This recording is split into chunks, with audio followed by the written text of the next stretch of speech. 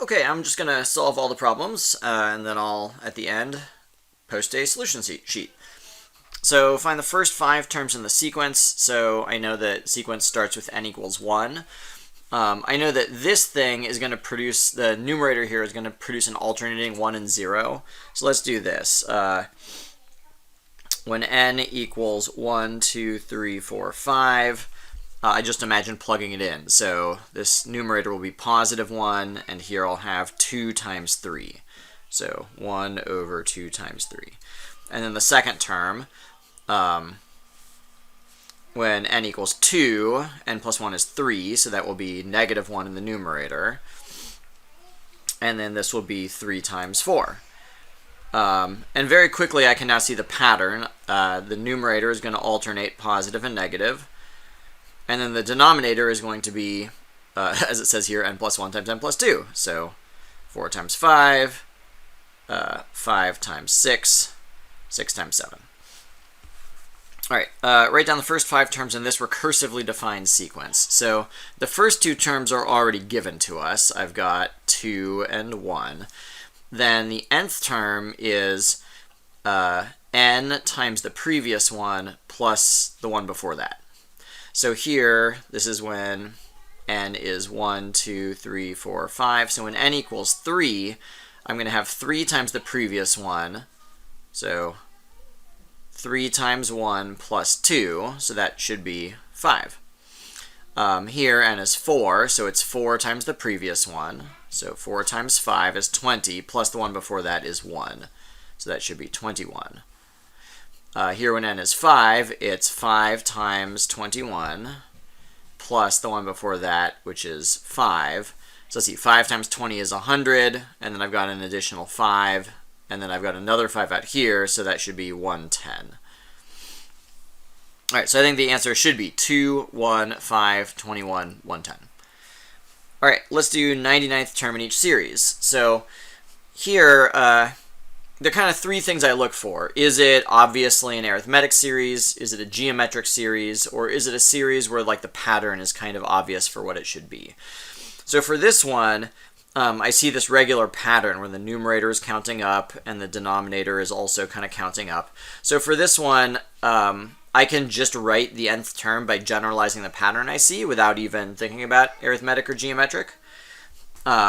So when n equals 1, I've got 4. When n is 2, I've got 5 here. So that implies to me the numerator is always n plus 3, because it's always 3 larger than the term number. In the denominator, it looks like I've got n plus 1 times n plus 2. And the way I got that was I'm thinking about if this is the first term, like 1 plus 1 is 2, and then 1 plus 2 is 3. So I'm thinking about the term number plus what is going to give me those numbers there. So now all I have to do is plug in 99. So that should give me 102 in the numerator, and in the denominator, I should have 100 times 101, like that. All right, so for this one, there's not a really like obvious way I can jump straight to the nth term. So I have to ask, is it arithmetic or geometric? It's arithmetic if I'm adding or subtracting the same amount to get to the next term every time. It's geometric if I'm multiplying by the same amount to get to the next term every time. For this one, it looks like I've got this pattern in the denominator where I'm multiplying by 3 in the denominator every time. And in the numerator, I'm multiplying by 2 every time. So that one, this one, I'm just kind of looking ahead, looks geometric. This one, let's see, so 2 minus 4 is negative 2. Negative 2 minus 4 is negative 6. So this looks arithmetic to me. So the nth term would be 2 plus whatever my constant growth was, and in this case, my constant growth is negative 4, times n minus 1 to get to the nth term. So if the nth term is 99, then n minus 1 is 98, and so it should be 2 times negative 4, sorry, 2 plus negative 4 times 98, which is, I don't know, but that's fine. That's the answer. 2 plus negative 4 times 98. Alright, so for this one, I said it looks geometric because I see, like in the denominators, it's like I'm multiplying by 1/3. In the numerators, it looks like I'm multiplying by 2. So it seems like I'm multiplying by 2/3 every term, right? If I've got 1 times 2/3 gives me 2/3. 2/3 times 2/3 gives me 4/9. If I multiply 4/9 by 2/3, the 4 times 2 gives me 8. The 9 times 3 gives me 27. So it seems like that's my growth factor, except that we're alternating positive and negative here. So it seems like my growth factor is actually negative 2/3, because every time when I multiply by negative 2/3, that's going to alternate the sign in that way to plus minus plus minus. Okay, so the 99th term in the series is going to be the starting term, 1, times our growth factor, and we're going to multiply by the growth factor n minus 1 times to get to the nth term. So when n is 98, when n is 99, the exponent here is 98, so that implies it's 2/3 to the 98th power, which is a very large number. You could double check that that makes sense. Here the first term is even, and the first term is positive, and the third term is positive, and the fifth term is positive. So it seems like all the odd terms are positive. The 99th term, therefore, should also be positive, and our answer here is positive. So that's just a way of quickly spot checking to make sure you have something that makes sense. Okay, yeah, let's go on to the next one. Okay, so problem 4 is about the sum of the first 50 terms in each series. And I've given you the equations here, and I said that you should be able to rederive them ideally, but that if I'm ever going to ask you about the sum, I'll give you both equations, and you just have to know which one to use and how to plug it in. So this one looks like it's the same series as part B up there. It's an arithmetic series. So I'll use the arithmetic series equation, and if I'm adding the first 50 terms, I know it's the first term plus the last term times n over 2. So the first term is 2. The last term would be the 50th term. So going back to my sort of general equation here, the nth term is going to be 2 plus minus 4 times n minus 1. That's the nth term in my equation. So the 50th term would be 2 minus 4 times 49. So that's the first term, that's the 50th term, and now I'm going to multiply it by n, which is the number of terms, which is 50, and then I'll divide it by 2. So whatever that expression would come out to be, that's the answer. I don't have a calculator right now, but I'll jump on the calculator in a minute.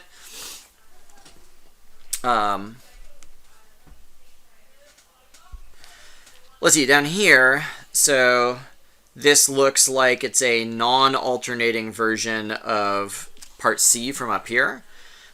So again, the nth term is going to be 1 times 2/3 to the n minus 1, because I'm multiplying by 2/3 to get from one term to the next. And in order to get to the nth term, I have to do that n minus 1 times, and I'm starting at 1. So this time, let's use this equation. So I know my a is 1, and my r is 2/3. So I've got 1 minus 2/3 to the n, in this case is 50, because I'm finding the sum of the first 50 terms, and then 1 minus 2/3. So again, all you got to do is evaluate that, and you've got an answer, and I'll come back for that answer in a second. Okay, let's look at problem 5. Right, so this is one where we're using the summation properties. So this one, I know I can split up in the following way. I'll have the summation from 1 to 50 of 2 minus 3 times the summation from 1 to 50 of k cubed. Okay, I'm going to pause right now because my 2-year-old is saying, help me. Okay, I'm back. So I've got a very small amount of space, so properly I would write k equals 1 up to 50 and k equals 1 up to 50. But I'm just trying to illustrate how you can break this summation into two different summations, and then you can move the 3 from the inside of the summation to the outside, for the reasons that I said in my prior video. So now all we've got to do is figure out what all these things are. So this is the same thing as adding the number 2 50 times. So that's going to be 2 times 50. It's what that summation is equal to. Minus 3 times whatever this is. So k cubed is given here. So I know it's going to be n times n plus 1 over 2 squared. In this case, n is 50, because that's the total number of terms. So I've got 50 times 51 divided by 2 squared. So whatever this entire thing equals, that's going to be the answer. For this one, it's the same thing, or a similar thing. I'm going to break the summation into two parts. So I'll have the summation from 1 to 100 of k squared, and I'll add to that 2 times the summation from 1 to 100 of k cubed. So now I'll just substitute the equation for each of those summations. K squared is this one, n times n plus 1 times 2n plus 1 over 6. N is 100, so that's going to be 100 times 101 times 201. What's up, Nadia? Divided by 6. So now we'll add to that 2 times the cubic summation, and that's still going from 1 to 100, and the equation's there. So that's going to be 100 times 101 divided by 2 squared. So this, whatever that number evaluates to be, that would be the solution to part B. And it's always okay with me if you just want to write out the expression for the answer rather than the final numerical answer. Because the answer doesn't really matter. It's really, do you know how to find the answer? Okay, so briefly explain how you know that this summation is not equal to that summation. So it says a simple, concrete example would go a long way. So let's pretend that I've got some series. So let's pretend a sub k equals, and it could really be any series you want, right? So it could be the series that consists of k, like the series where it's just 1, 2, 3, 4, 5. So let's make n be relatively small, like 1, 2, 3. So it's saying like 1. So on the left-hand side, that would be like saying 1 squared plus 2 squared plus 3 squared. And I'm trying to show that that's not the same as 1 plus 2 plus 3 and then squaring it on the outside. So I hope it's, so you could just evaluate this yourself. So let's see, this is 4 plus 9 is 13. Oh, plus 1 is 15. So the question is 15 the same as this? This is 3, 4, 5, 6. 6 squared is 36. So obviously, kind of numerically, those sides aren't the same. The deeper explanation, though, is if you were going to imagine expanding this squared term, like imagine it was a plus b plus c, and you're squaring it. Squaring it is multiplying it by itself. So you would have to like expand each of these parts. You do 1 times 1 plus 1 times 2 plus 1 times 3 plus 2 times 1 plus 2 times 2 plus 2 times 3 plus 3 times 1 plus like that. So like obviously you'd end up with a 1 squared and a 2 squared and a 3 squared like we have on the left, but you'd also end up with all of these other terms which aren't present on the left, and that's a way of really clearly seeing why the two sides shouldn't be the same. This question is more like what is going to be important in your future. Like this stuff, there are formulas, you can look them up, it's not important. But being able to think your way through the meaning of the summations, that is going to be helpful because they're used as a shorthand to express ideas. And you got to be able to understand what are the ideas that someone's trying to express by using this shorthand. And that's how you do it. Okay, so related. So what should this be? So I want to kind of start from the inside here. I know that this internal summation is like adding 3 to itself 30 times. So that should be 3 times 30, which is 90. But that's all inside this summation. So I still have a summation from 1 to 100 of 90. So that's like adding 90 to itself 100 times. So that's like saying 100 times 90, which is 9,000. So again, my purpose here was just to have you think your way through what is the meaning of the summations. If we're going to do the same kind of thing in general, I know here this is like saying c times n, because I'm adding c to itself n times. And then I've got a summation where I'm doing that another n times. So if I'm adding c times n times, that would be like n times c times n, which is just cn squared. So again, it's sort of like a straightforward, think your way through the meaning of the summation. All right, one sentence for someone who didn't watch the videos. What is the nth partial sum of an infinite series? So an infinite series is a series that contains, or it's a sum that's the sum of an infinite number of terms. The nth partial sum is the sum of the first n of those terms. So, for example, the third partial sum is the sum of the first 3 terms in the series. The fifth partial sum is the sum of the first 5 terms in the series. So that's the idea. The series is infinite, but you want to be able to add like the first couple of terms, and that's what the n is. It's telling you how many terms at the beginning do you add. Okay, question 9. Several people had questions about this. Let's do it on a different page. So question 9 is getting at the difference between the nth term of a series and the nth partial sum of a series. The nth term of, so an infinite series is like an infinite sum. You're adding an infinite number of things. The nth term is referring to a specific number in the sum. So this is the 4th term, this is the 3rd term. So the nth term, I'm just saying I'm going to choose one of the numbers from the middle. The nth partial sum is the sum of all the numbers up to and including that term. So let's look at some examples. So here in B, if I look at the nth term, I've got 9, 10th, 99 100ths, 999 thousandths. And so if I wrote those as decimals, they'd be like 0.9, 0.99, 0.999. Very clearly, if I'm looking for a pattern here, it's like each term is getting closer and closer and closer to 1. So this is an example where if I'm going to write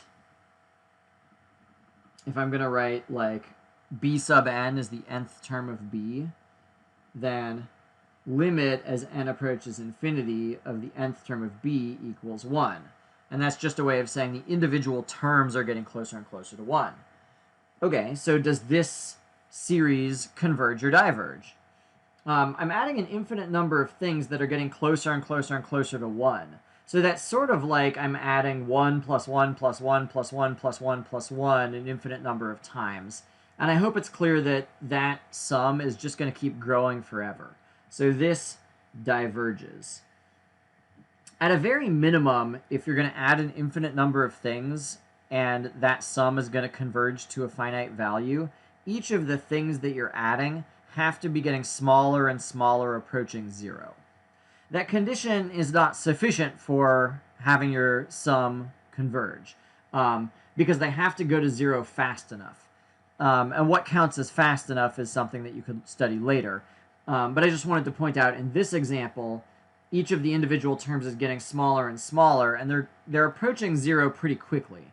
And this is an example where if I was going to ask if a sub n is the nth term of this series, what's limit n approaches infinity of a sub n? That limit is 0.